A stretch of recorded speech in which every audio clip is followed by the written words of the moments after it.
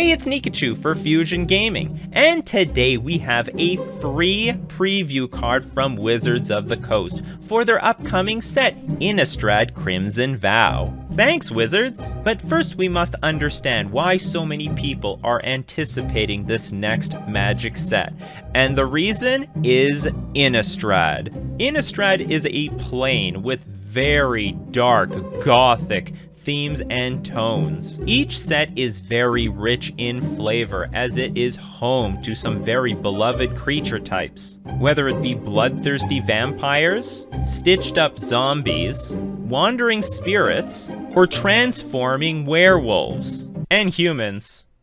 But name me a set that doesn't have humans in it. The plane of Innistrad is home to some of the most influential cards in Magic the Gathering. If we look at the vampires, we've got Blood Artist, which says whenever Blood Artist or another creature dies, target player loses 1 life and you gain 1 life. If you can prove an infinite sacrifice combo, you can kill all your opponents. And then we have Olivia Voldaren, who historically saw play in multiple formats. She deals 1 damage to creatures, turning them into vampires only so that you can steal them later.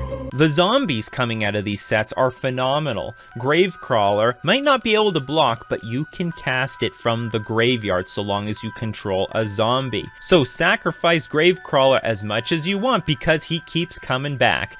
Gravecrawler knows how to take 1 for the team. Or 2. Or 3. And if Gravecrawler came back, you might as well also get your prized Amalgam, which is easily one of the most dangerous graveyard cards in the game. Whenever a creature enters the battlefield, if it entered from your graveyard or you cast it from your graveyard, return prized Amalgam from your graveyard to the battlefield tapped at the beginning of the next end step. The core strength to the zombies is that they keep coming back. You can't keep a zombie down. And then if you died and you didn't somehow come back as a zombie, you were probably a lingering soul. You like what I did there, huh? The best spirit creatures in the game have been born on Innistrad, like Mausoleum Wanderer, an early flyer that can get bigger and also can be sacrificed to protect you from instants and sorceries. Or Selfless Spirit, which actually can be selflessly sacrificed in any deck to give all creatures you control indestructible. And then Spell Queller, one of the most versatile counter spells in the game. And by counter spell, I mean, counter spell. Because when it enters the battlefield, you exile target spell with converted mana cost 4 or less. And because it exiles, it can even answer anything that's uncounterable. But there's one creature type that's very unique to Innistrad, and that is the werewolves. Innistrad is home to humans, human werewolves, and the wolves. Duskwatch Recruiter has long been a card to help players find their key creature cards, and Huntmaster of the Fells has historically been a source of value, both gaining life, creating wolf creatures, and also dealing damage to the opponent. Because who doesn't like a big wolfie? So with so many historically relevant cards, it's no wonder everyone's excited for the next Innistrad set. But all this talk about wolves reminds me, we got a free preview card from Wizards of the Coast! Introducing Kessig Wolfrider. It's a red 1-drop, 1/2 human knight.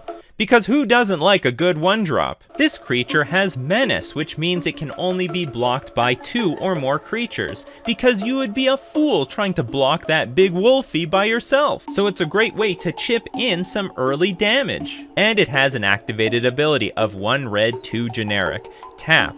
Exile 3 cards from your graveyard. Create a 3/2 red wolf creature token. Kessig Wolfrider will find a home in any werewolf deck, especially one that is trying to use the day and night mechanic. Let me explain. If I wanted to flip my day-bound Arlen the Pack's Hope, I would have to pass the turn, casting no spells in order for it to become night. Normally this is a disadvantage, but with the Kessig Wolfrider I have no problem because I can pass the turn with the activated ability up, so I won't waste my mana and I'll still apply pressure onto the battlefield. And if it becomes night and you want to keep your Arlen as the Moon's Fury, then you can play one spell a turn and use the rest of your mana to keep activating the Kessig Wolfrider. It's a perfect partnership. My village is safe from the wolf attacks, and she gets to eat any vampires we catch. Of course, wolves will eat anything. And if you're looking to pick up your own Kessig Wolfrider, don't forget you can get it at FusionGamingOnline.com. Your one-stop shop to pre-order all singles and sealed product from Innistrad Crimson Vow.